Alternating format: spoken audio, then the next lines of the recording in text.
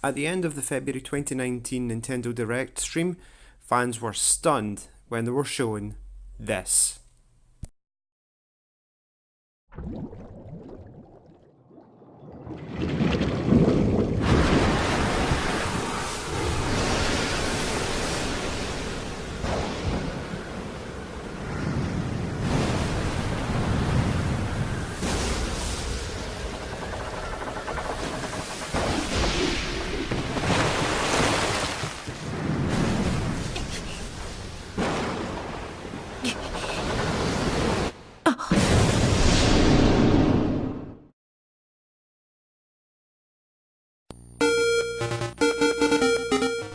The reveal that Nintendo was remaking The Legend of Zelda Link's Awakening for the Switch broke large swathes of the internet on February 13th.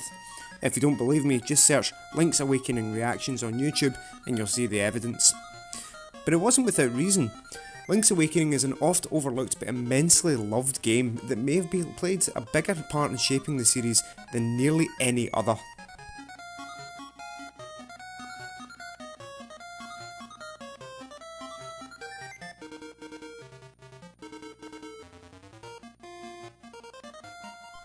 Link's Awakening actually started life as a port of the then recently released SNES classic A Link to the Past.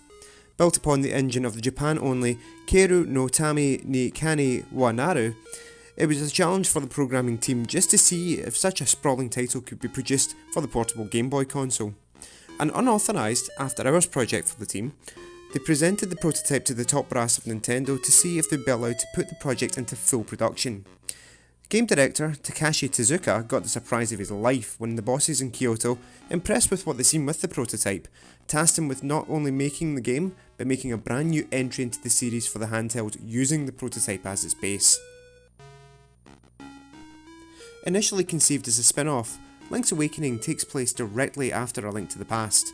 Link is travelling abroad to hone his skills to ward off any future threats to Hyrule when he is shipwrecked in a storm. He washes up on the mysterious Isle of Koholint, where he is tasked with retrieving the 8 instruments of the Sirens in order to wake the Windfish and leave the island. The story was very meta for the time, taking inspiration from the early 90s American TV and, in particular, Twin Peaks, which was at the height of its popularity at the time. This slightly offbeat take on the series allowed for some interesting cameos, such as Goombas, Chain Chomps, even Yoshi from the Mario series making appearances. Also, Kirby, Mario even made an appearance as NPC character Taran. It also provides humour in breaking the fourth wall, such as when the twins near the start of the game give you advice about the controls, but admit they have no understanding about what they are saying. The setting is a huge departure in the series, as it was the first game not set in Hyrule, nor did it have series antagonist Ganon or the protagonist character Princess Zelda feature in any form. Link's Awakening is notable in the Zelda series for introducing major mechanics and beats that have remained series staples since, even influencing the seminal Ocarina of Time in places. Floating around using cuccos came from a set piece near the end of the game. The first fishing minigame in the series was in the north of the starting Mabe village.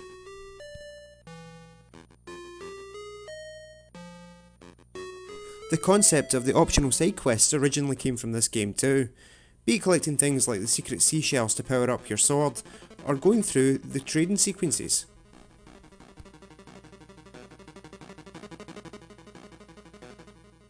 Hell, even though you had magic flutes in both The Legend of Zelda and A Link to the Past, Link's Awakening was the first game of the series to have music be a core mechanic of the game, with its Ocarina item, where you learn different melodies that have different effects, beating out Ocarina of Time by a swift 5 years.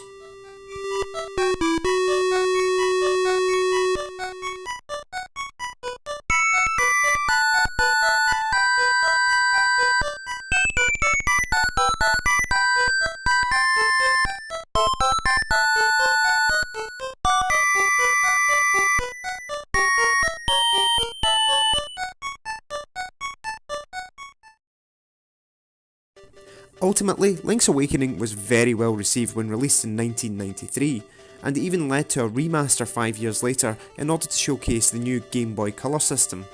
The DX version of the game had full colour palette to show off the power of the new system, and it also had Game Boy printer functionality built in, allowing you to print specific scenes you could unlock during gameplay.